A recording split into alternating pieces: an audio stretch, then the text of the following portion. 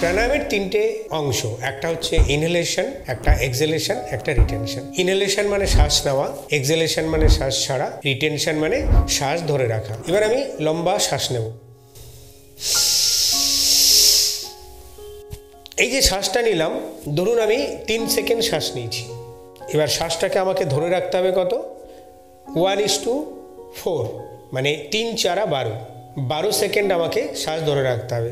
আমি পরপর প্রাণায়ামের ভিডিও দিয়েছি, একটা দুটো তিনটে বিষয়, প্রাণায়াম ফর বিগিনার্স, এই হেডারে আমি প্রাণায়ামের যে ভিডিওগুলো দিয়েছি, যারা দেখেননি তারা দেখে নেবেন, তাহলে আজকের এই ভিডিওটা বুঝতে সুবিধা হবে। একটা জিনিস আপনাদের বলবো যে আজকের বিষয় আমরা কুম্ভক নিয়ে আলোচনা করব।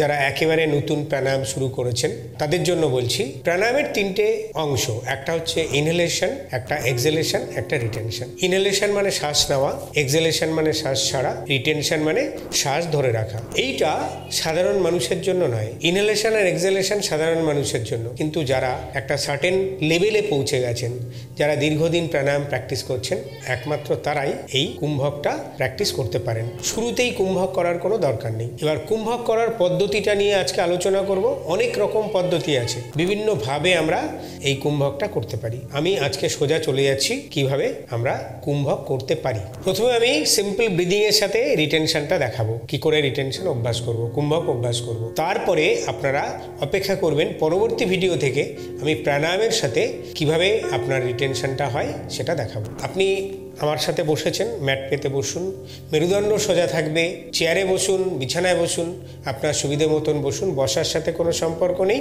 মেরুদণ্ডটা যেন সোজা থাকে, সোজা মানে একদম খুব সহজভাবে বসবেন, শরীরকে একদম আঁকড়ে রাখবেন না। এবার আমি লম্বা শ্বাস নেব। এই যে শ্বাসটা নিলাম, ধরুন আমি 3 সেকেন্ড শ্বাস নিয়েছি।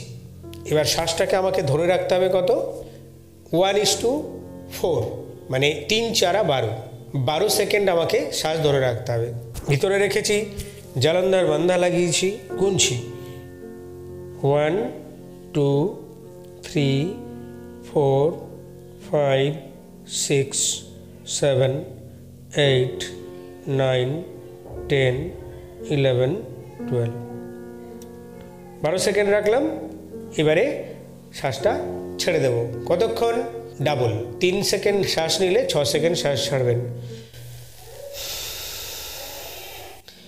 1 2 3 4 5 6। লক্ষ্য করে দেখুন যে আমরা ডাবল ছাড়ছি। কেন ছাড়ছি?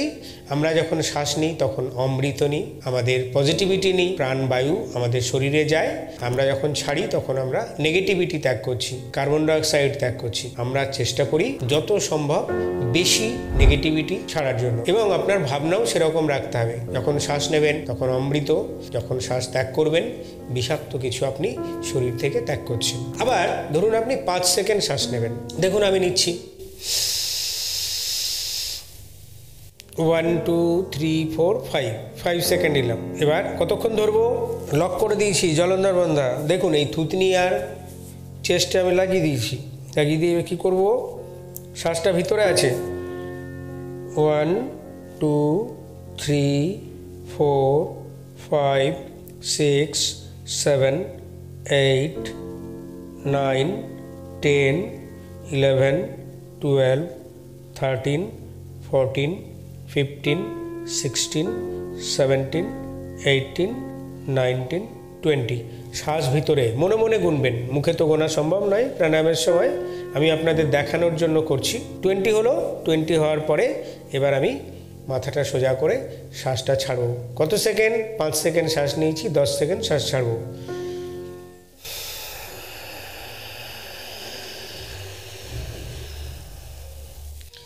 1 2 3 4 5 6 7 8 9 10। এই রেশিওতে আপনাকে কুম্ভক করতে হবে, এবং এটা প্রতিদিন খালি পেটে করবেন।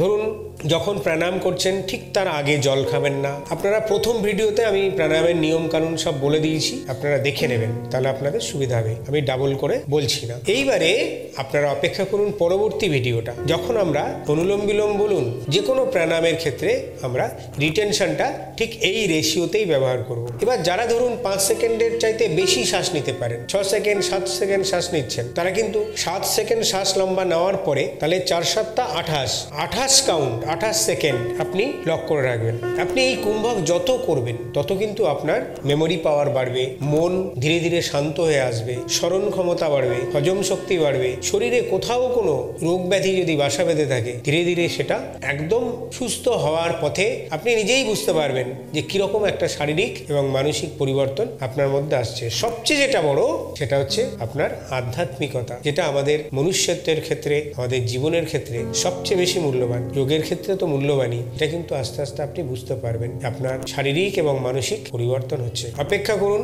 পরবর্তী ভিডিওর জন্য। নমস্কার।